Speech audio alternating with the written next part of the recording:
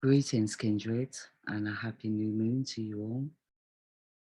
First of all, thank you for your response to the questionnaire for the astrology classes. I've had quite a good response, but I am keeping that form out for about another 2 weeks, just so those that have missed seeing it can, get a chance to see it.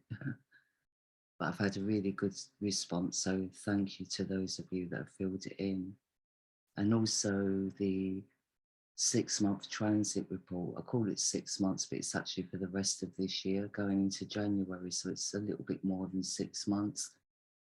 That will be also on offer for the next 2 weeks. So after that, I've got other things to kind of get moving on.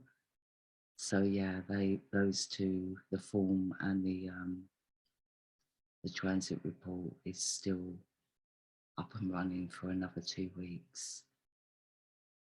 So here we are at the new moon, and wow, it's been really intense, hasn't it? And the whole of this year, really, I mean, it's really pushing us into some corners, of our minds more than anything. But this new moon, yeah, it's a little bit full on, really, but it's all really more on an inner level. So let's begin, actually. So the new moon will begin on the 30th of May at 12:30 in the afternoon here in the GMT time zone, at 7:30 in the morning in the EDT time zone, and at 21:30 in the AEDT time zone. So, across the world it will happen on, or begin, the new moon will begin on the 30th of May. So here we are with the chart wheel. Let's bring that down a little bit. As you can see, both the sun and moon are at 15 degrees in Taurus when the new moon begins. And yeah, we've got Mercury retrograding in Taurus as well. So, and the North Node, the North Node has just moved into Aries. So recently, yeah.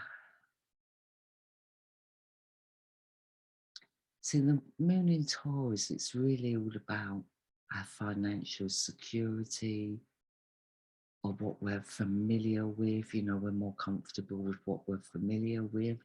Now, I know in traditional astrology, Taurus rules the second house, but in the true lifetime sky, Taurus actually rules the third house, which is our inner child and, our local community, the environment we grew up in. So, still brothers and sisters. So with the Taurian energy, they feel more comfortable with the familiar. They need the stability of the familiar in their lives. And of course, they need to feel comfortable in that. The one good thing about the Taurian energy is that it gives consistency,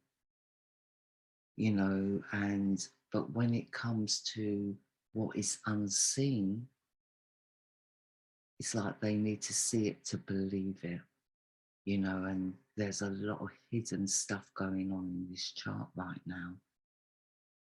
So, the Taurian energy can be a little bit narrow-minded, and they're not necessarily worldly, since they tend to like to stick to their own community. And in a way, that's kind of a good thing, because I feel, over the last couple of years, we've been really kind of concentrating on the global scene. The global scene has really blown up, and, but it's taken us away from our own environments in a way. So I feel like this Taurian energy can bring us back closer to home, because I just feel there's things kicking off globally, but environmentally, it's all happening in different ways, depending on our cultural structures. of wherever we're living. So I feel that's going to be quite a theme over the next 2 weeks. Now, the moon and sun will both be at 15 degrees. Now, 15 is a very karmic number. You know, when it comes to the Hebrew Kabbalah, 15 is the number of Saturn, but more the darker forces of Saturn, you know. And it's a number where we reap what we sow.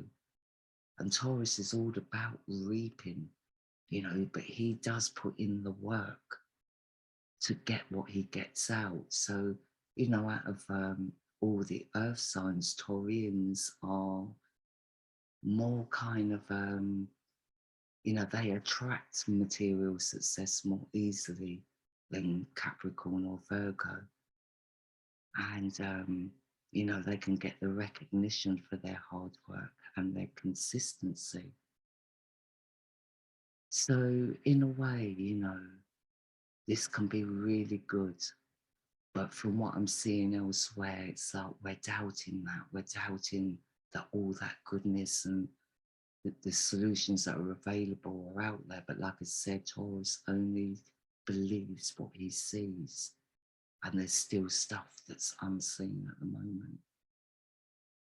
So going back to the 15 energy, you know, or the frequency of the 15, the number 15, you know, when I say the darker forces, I mean that, you know, anyone that kind of abuses authority or, you know, has misused their power in any way, you know, it's like a karmic fall.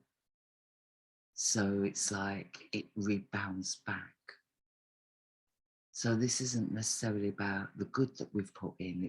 You know, the 15 really is more about the darker forces and what we're getting back.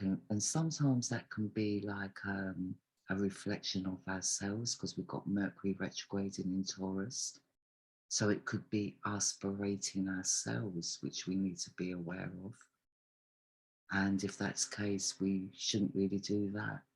We should always take our mistakes as learning lessons for the future. And, you know, because Saturn's about to go into retrograde as well himself in the next few days. So, yeah, I mean, this can also be based on self-reflection, like berating ourselves for mistakes that we've made in the past. But because the North Node is involved, it's more societal as well. So it's a collective energy. You know, what came to mind when I first saw this chart and the number 15, and I kind of researched the number 15 a little bit, that phrase comes to my mind, you know, that phrase, the Lord giveth and the Lord taketh away. And yeah, I just got the feeling that that's the energy that I was feeling with this. But it doesn't necessarily mean it has to be that. I think we can actually take some comfort, because Taurus is all about comfort. We can actually take some comfort that, you know, those that have abused their authority or power in any way, you know, will have to compensate for that. And it doesn't necessarily mean that we have to, you know, feel that in a sarcastic way. Maybe we should feel a little bit more relieved because, you know, there's been all this pressure. And I feel like, you know, this pressure has got to give at some point. So, you know, the moon will be in square to the goddess Juno, the moon and sun. So we have to watch out for mood swings and, you know, especially within our intimate relationships. So there's a tension building. There can be a kind of like a victim mentality with that. Or, you know, perpetrators of domestic abuse could be exposed. You know, so there's a lot going on around intimate relationships, or again, this can be connected to the past where we have been abusive in relationships, or we have been abused in relationships. But I think what we need to take from that is like, we should never remain the victim. You know, we should always like step out of, do the healing first, of course, and then step out of those situations, because it becomes more of a mental stagnancy rather than a physical one, because we're no longer there, but we carry it. We carry that essence with us, and normally it's emotionally and mentally. So, yeah, I feel things will be erupting around that energy. And we also have Mars conjunct Jupiter in Pisces. Now, you know, this is a very strong-willed energy. It's really abundant, you know, and I feel like there's some kind of push-through happening, you know, and maybe a fulfilling of worthwhile causes. Excuse me, coughing again. I haven't tried the lavender yet, whoever recommended that, but I'm going to. And I've been okay actually, but I always seem to go out into the garden before I do a podcast. Anyway, so, you know, to me, Mars represents Moses in his younger years, you know, when he was growing up and he wasn't aware that he was actually the true prince of Egypt. And, you know, Horus is his half brother. And obviously Moses was born before Horus, you know, from what I've researched. And you know, so because Mars is conjunct Jupiter, it's showing me Moses and Horus in their younger years. So with that, I just feel that it can be a little bit based on egotism when it comes to worthwhile causes and standing up for justice. And you know, I feel there can be a little bit of bullying, or because we've got the moon in Taurus, the bull, and Taurus can be a little bit of a bully themselves in their negative aspect. But because, you know, they're both in Pisces, I feel this is bullying more in a manipulative way. So either that, the truth of that is surfacing in some way, or we're experiencing that at the moment. So again, you know, there's this like energy where we're feeling pressured. It's another pressuring kind of energy. And with the black moon now in Gemini, at this particular new moon, she's moved into Gemini in conjunction with the goddess Ceres in Gemini. So, you know, the black moon in Gemini really is all about identity issues, you know, standing up in our own authenticity and knowing ourselves, you know. But I just feel there's a shadow cast there. It's like we don't know who we are anymore. I feel not all of us, but some of us may feel a little bit lost. Like we're not the person that we used to be. If, you know, maybe that's due to all the awakenings that have been happening, because when you first awaken, you do lose your sense of identity. You know, you lose a lot of your naivety. And you know, and then you have to restructure yourself again, you know, emotionally, spiritually, mentally. So for those that may be feeling a little bit lost at the moment, it's so important you keep the faith and, you know, rely on your own kind of advice sort of thing, or get advice, but don't take it, you know, just take on what you resonate with. Don't develop a false identity to suit other people, you know, or don't become that person that wants to suit other people or blend in with a crowd, you know, because we are in times where we're all stepping into our uniqueness, and we're all unique in our own individual ways. And, that's what the planets are pushing us to do. So let me see now, because I think I wrote down a few notes here that I wanted to follow as well, because there's a T square going on. And it's this one here with the nodes. I've been talking about this for quite a few podcasts now. This T square with the nodes towards Saturn has been going on for a little while. Vesta was conjunct in, a closer conjunction with Saturn. So Vesta was involved in this T square for a while too, but she's now moved on and she's separated from Saturn. So the goddess Vesta is at 3 degrees in Aquarius. So she's beginning to find her feet again after, her spirit was kind of suffocated, her passions were suffocated, but she's kind of stepping into her own self-power. She's not quite there yet, but she's getting there. And, but this T square towards Saturn has been quite dominating the charts. But the North Node has been in conjunction. I mean, Mercury's come back into conjunction with the North Node. Mercury's reached back to 2 degrees now, which is where he started his pre-shadow at 2 degrees. So I think he actually ends his retrograde at 2 degrees. Let me see, that's what I wrote down. Yes, on the 3rd of June, the retrograde ends. But remember, he goes into post-shadow. Now, I have written an article on this particular Mercury retrograde, and I will link that below this video, wherever you're seeing this.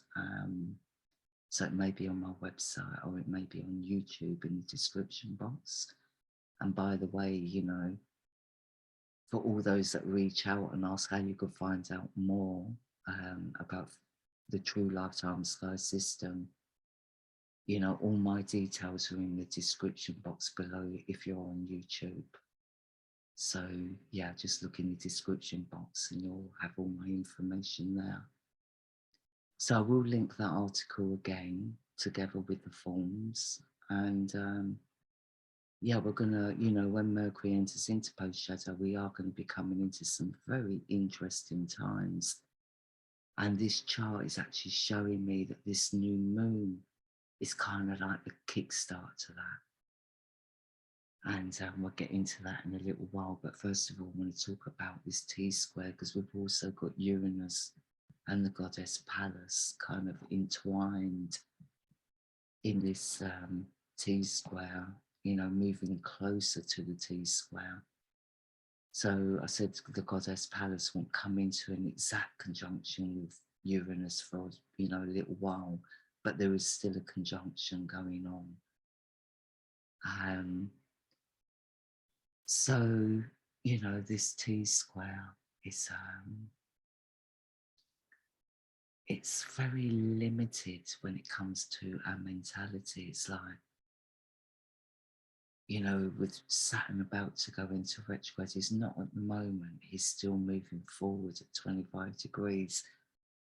But there's a lot of pressure on us to kind of make changes in a way at the new moon.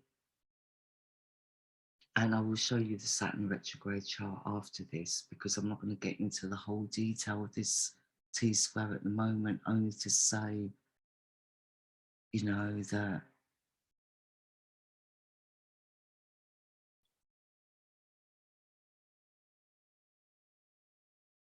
yeah, it's like, it's hard to put it into words, but it's like a lot of society or global communities have just been going along with the status quo, going along with the crowd, not really knowing any different. Remember, Taurus is all about seeing is believing. But, what's been going on behind the scenes is quite a different story. And, but a lot of it's coming to the forefront, but we're not seeing it still. There's those of us that are in the know, but there's those of us that are not in the know, or there's some of us that are in that place of like just confusion.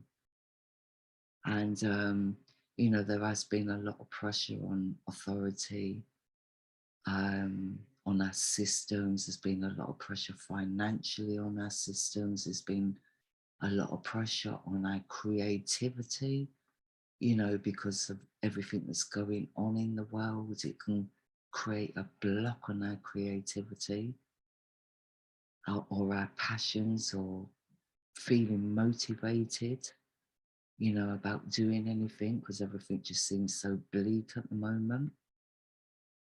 So, you know, there's been a lot of pressure on us mentally, especially with Mercury retrograding in Taurus. You know, that it's very mentally inhibiting. And, you know, there's this tendency to want to hold on to the past, you know, or not believing there's solutions there for the problems that we feel we're facing. But there is a lot of solutions out there if we're willing to take a look, and if we're willing to like open our minds up to that. So that really is like,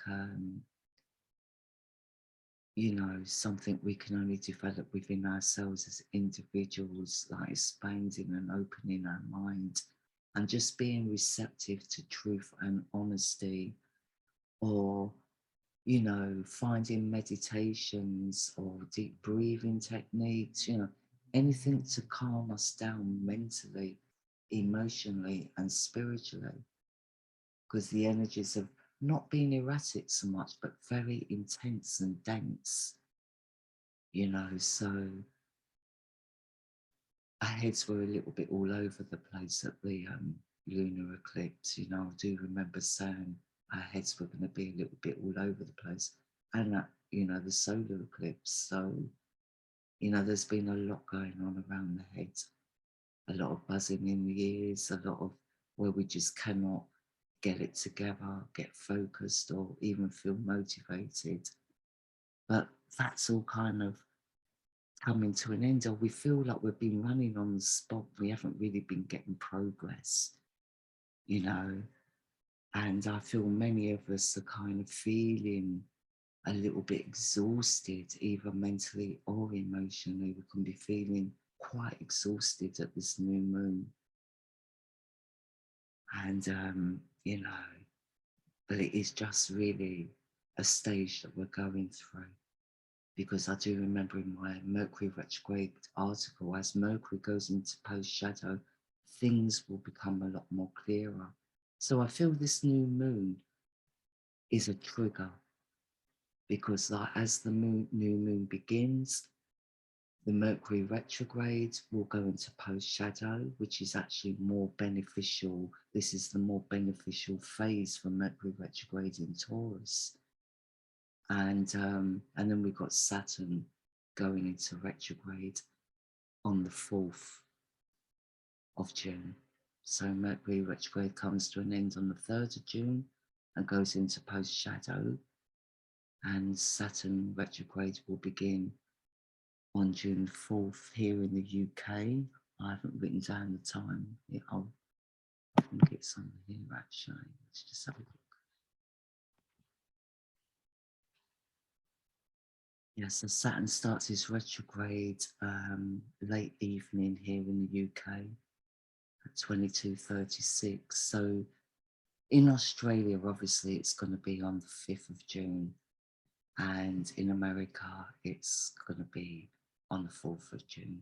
So 5th of June for the Far East and the 4th of June for the West. So as Saturn goes into retrograde, the T-square will still be in formation.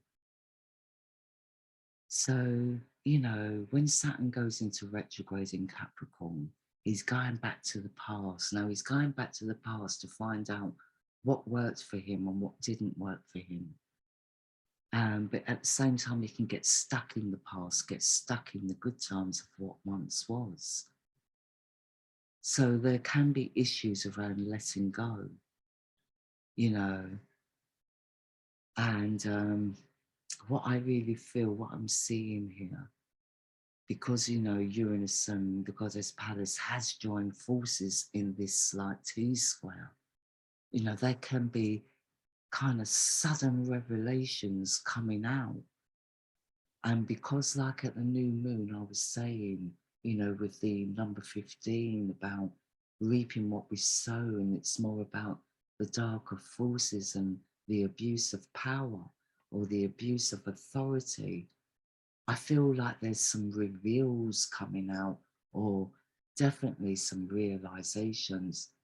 So I would say the new moon is also going to be a trigger to another awakening.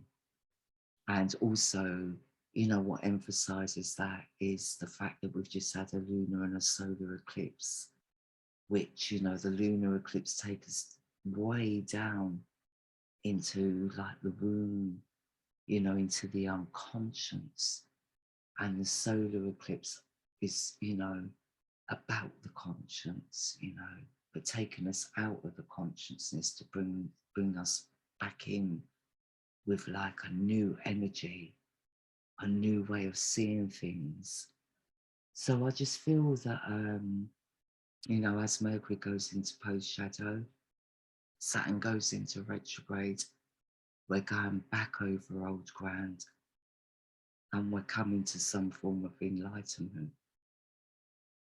So, you know, it could be a shock to the system on a more individual level, you know, and again, this is where I see that where we've been focused on the global community for such a long time, it could be that, you know, certain things kick off in like smaller communities, or we need to react differently depending on where we're located in the world.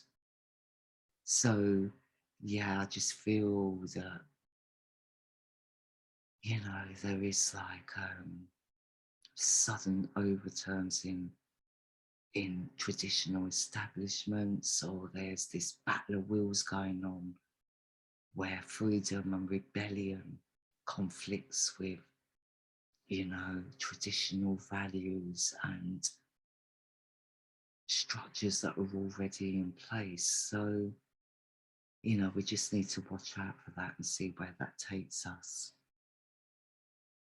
You know, but because the goddess Pallas is there, to me, it's enlightenment, especially with Uranus and Pallas joining in with the North Node and Mercury post shadow at the new moon, and it all happens at the same time. So I just feel there's some reveals there that are going to shock nations, or some nations, but it will kick us into, you know, finding solutions or being open to solutions, because I really do feel there's solutions there. We just need to be open to them. So with the goddess Pallas in square to Saturn, you know, it can be a more limited mentality, more limitations within our mentality, but I don't really feel that.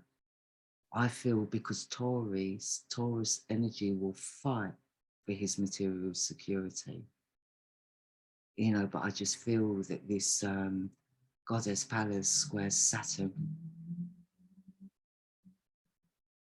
you know, conjuncts the North Node, conjuncts Uranus, conjuncts Mercury going into post shadow.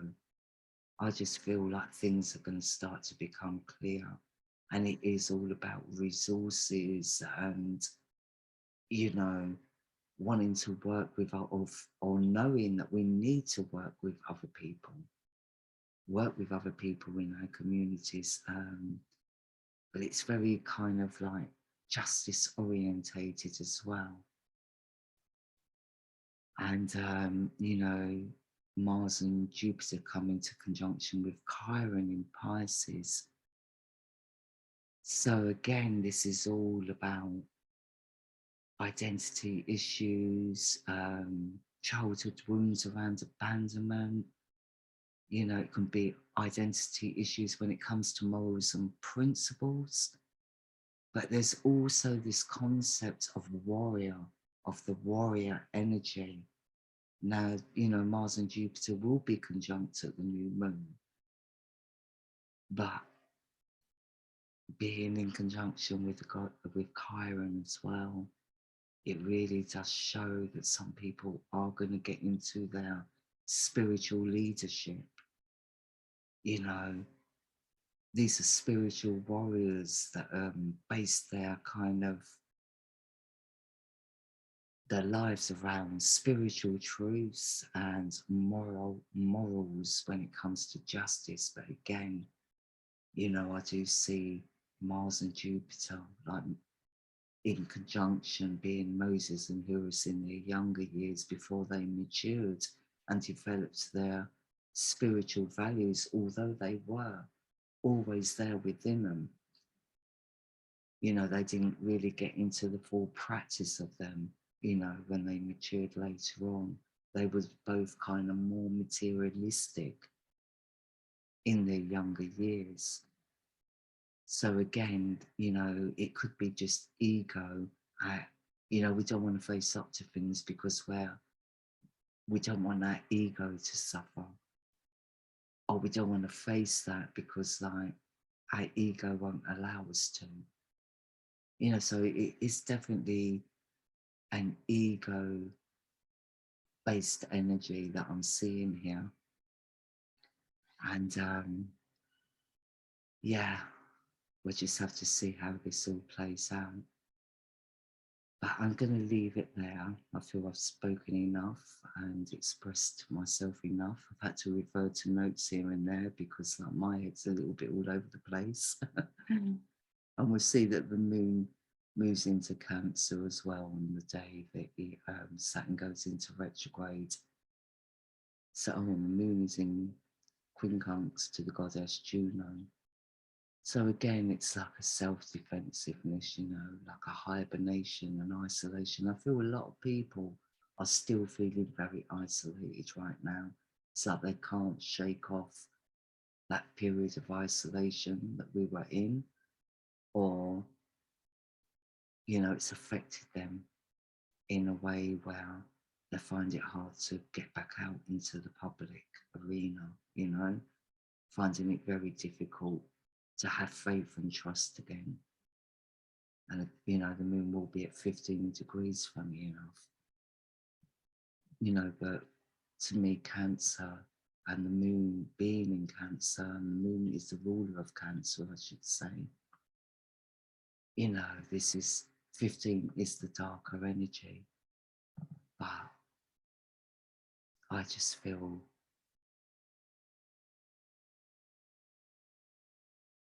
that there's a lot of wisdom that's going to come to light, a lot of wisdom.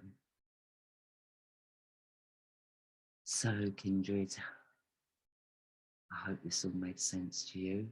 And yeah, as always, sending you peace and much love. Take care.